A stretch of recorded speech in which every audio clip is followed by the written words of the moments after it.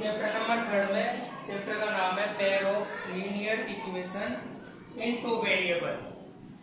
इससे पहले जब हम छोटी क्लासों में पढ़ते हैं तो वन वेरिएबल के बारे में पढ़ा जाता है। वेरिएबल के बारे में सब जानते होंगे। वेरिएबल होता है अल्फाबेट, जो भी लेटर होते हैं इंग्लिश के वो सारे वेरिएबल होते हैं। इसके अलावा जो मैथ के नंबरिंग सिस्टम होता है वो आपके पास में कॉन्स्टेंट होता है। थोड़ा बहुत अपन ने चैप्टर नंबर 2 में पढ़ा है पॉलिनोमियल में। तो आज अपन जो चैप्टर नंबर 3 की शुरुआत करते हैं।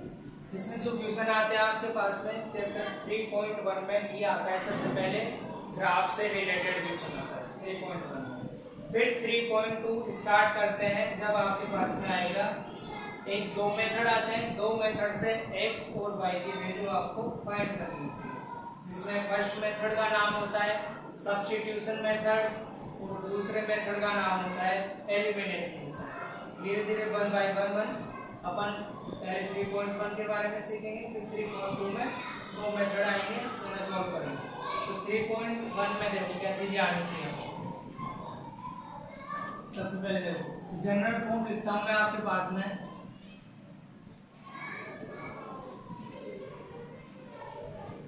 General form of one variable.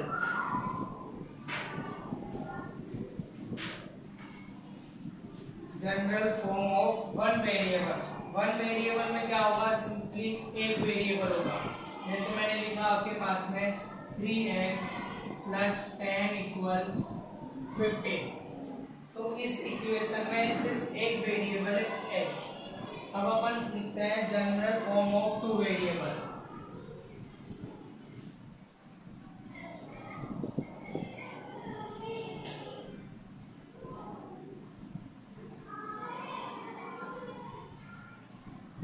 General form of two variable.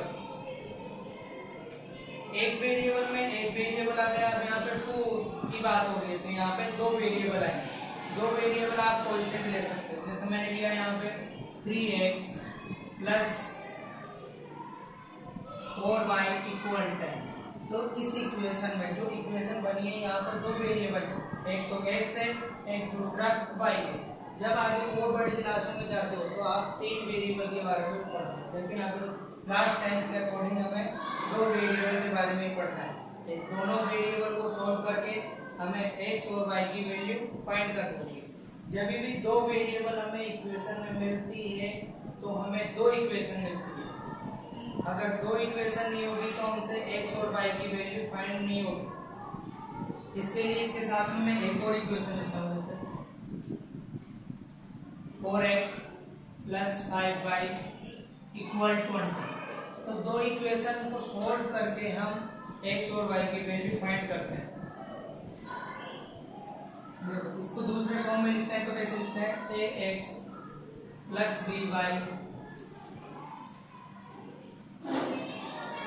c =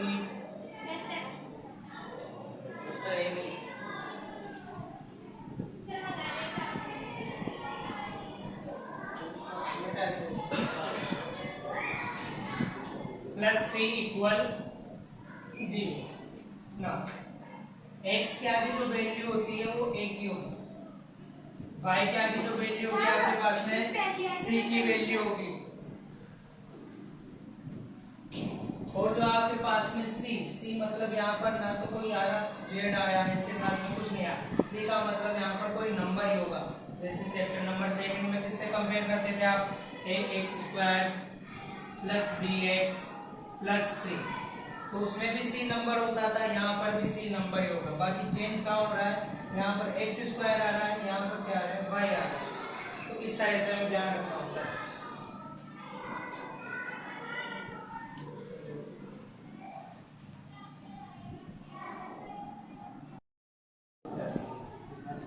अब इस इक्वेशन को आप इससे कंपेयर करोगे तो देखो क्या क्या मिलता है आपको। x के आगे a की वैल्यू, तो x के आगे a की वैल्यू सबसे पहले a = यहाँ पे हो गया 3। y के आगे b की वैल्यू होगी, यहाँ पर सिंपली हो गया b = 4। देखो इसमें जो इक्वेशन होती है सारे एक साइड है, जबकि ये इक्वल के इस साइड है तो मैं इसको इस साइड ही लेके जाना है। तो ये इस साइड प्लस का है, इस साइड जाके माइनस का हो जाएगा। यानी कि मैं इसको इस साइड लिख रहा हूँ, तो यहाँ पे 3x प्लस 4y, ये इस साइड जाके माइनस में हो जाएगा। अब जब कंपेयर करोगे इसको और इसको, तो c की वैल्यू आएगी यहाँ से आपके पास में माइनस का 10। हमें सबसे पहले यही पता करना होगा कि a b c की वैल्यू क्या होगी। जब हम ग्राफ बनाएंगे तो हमें काम में आता है a b c की वैल्यू बहुत ज्यादा काम आती है। जैसे ये दूसरी इक्वेशन है, तो इसको कंपेयर किससे करना है, इसे हमें ax plus by plus c equal 0 इससे कंपेयर करना है। तो a की वैल्यू तो क्या हो जाएगी यहाँ पे 4 हो जाएगी आपके पास में, b की वैल्यू क्या हो जाएगी सिंपली 5 हो जाएगी, और c की वैल्यू ये इस साइड से लेके जाना है पहले, तो ये माइनस का बनेगा, और c की वैल्यू आ जाएगी आपके पास में माइनस का 20। अब दो इक्वेशन है आपके पास में, एक तो ये है और एक ये। अगर यहाँ पर देखोगे तो a इक्वल 3 है, यहाँ पर a इक्वल 4 है, b इक्वल 4 है, b इक्वल 5 है, और c इक्वल -10 है, और c इक्वल -20 है। दोनों में अगर जब मैं पूछूं इस इक्वेशन में a की वैल्यू क्या है, तो तुम खुद कंफ्यूज हो सकते हो कि a की वैल्यू ये वाली बतानी है या ये वाली बतानी है। इस कंफ्यूजन को दूर करने के लिए हम क्या करेंगे, यहाँ पर इसे a1x, इसे b1y और इसे c1 से शो कर दो, इसे a2x, इसे b2y और इसे c2 से शो कर दोगे, तो यहाँ पर a1 की वैल्यू कितनी हो जाएगी 3, b1 की वैल्यू कितनी हो जाएगी 4 और c1 की वैल्यू हो जाएगी -10। यहाँ a2 की वैल्यू 4, b2 की वैल्यू 5 और c2 की वैल्यू हो जाएगी -20। अब आपसे कोई भी क्वेश्चन पूछे, आप सब साफ साफ बता दोगे कि a1 इक्वल कितना है 3 और a2 इक्वल कितना है 4।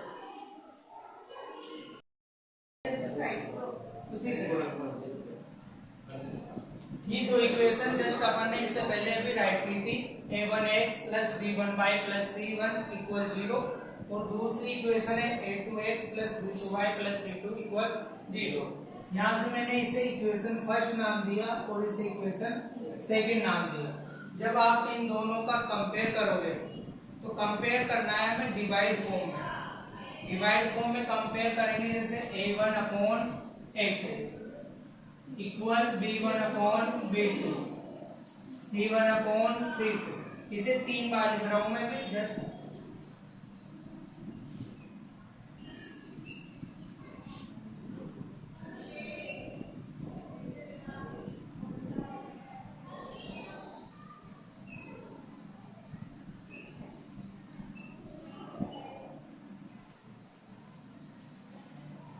एक ही चीज को 3 बार लिखना है। अब इसमें हमें कहाँ पर इक्वल आएगा बीच में, कहाँ पे तीनों जगह इक्वल आएगा, दोनों जगह, कहाँ पे एक जगह नॉट इक्वल आएगा और कहाँ पे दोनों जगह नॉट इक्वल आता है, इसके बारे में डिस्कस करेंगे।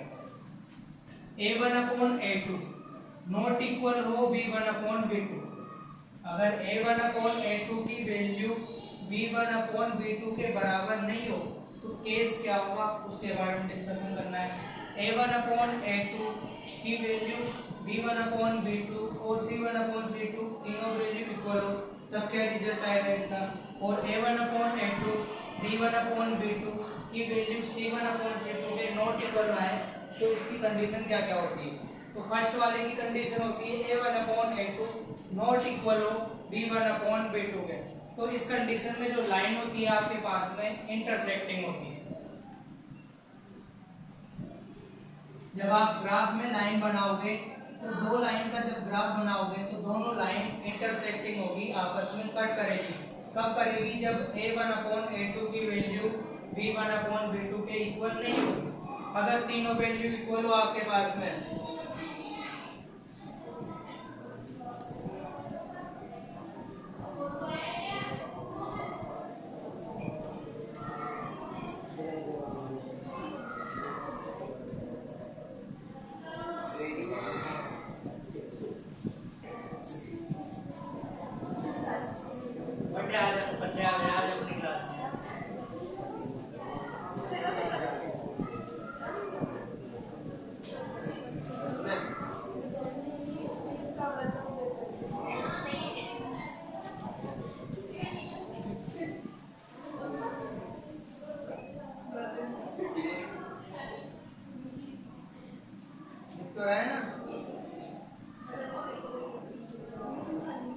इधर आ जाओ, दबाओ बस आ जाओ अपने, हो गया क्वेश्चन।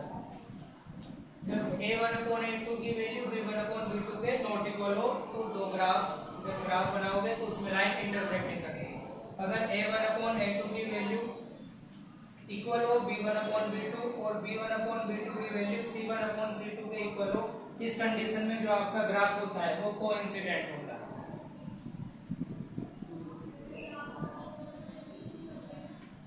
क्या होती है इसमें?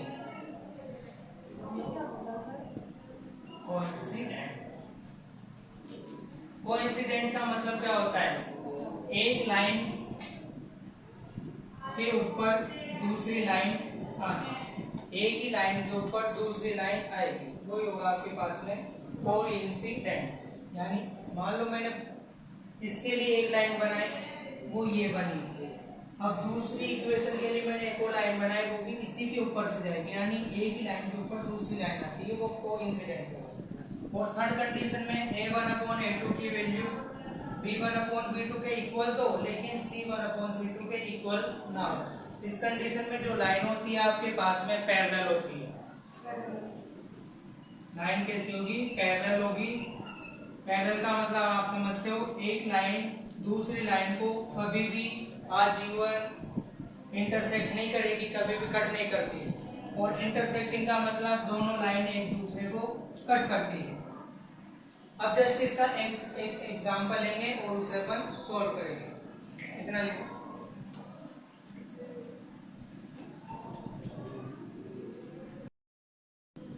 सुना ध्यान से, मैंने आपको इसका इंटरसेक्टिंग सॉल्यूशन कब आएगा? जब a1/a2 की वैल्यू नॉट इक्वल हो b1/b2।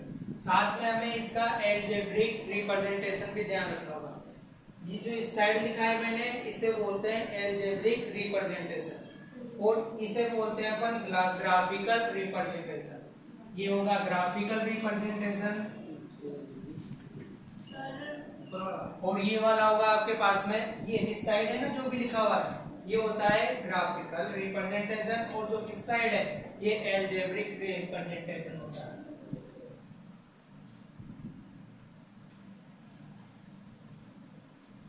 तो एल्जेब्रिक रिप्रेजेंटेशन में जब a1/a2 की वैल्यू नॉट इक्वल हो b1/b2 के, तो उसका सॉल्यूशन हमें सिर्फ एक मिलता है, एग्जैक्टली वन सॉल्यूशन। यानी जब हम सॉल्यूशन करेंगे तो उसका एक हल आएगा।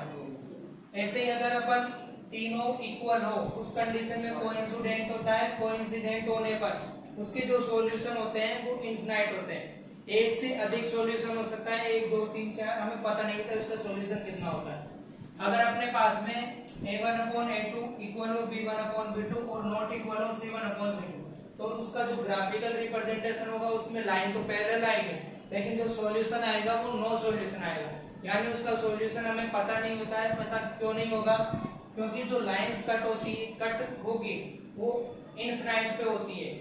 इनफिनाइट मतलब पैरेलल होता है, हमें पता नहीं कहाँ कट होगी, इसलिए उसका सॉल्यूशन पता नहीं होगा, उसका सॉल्यूशन नहीं आता है।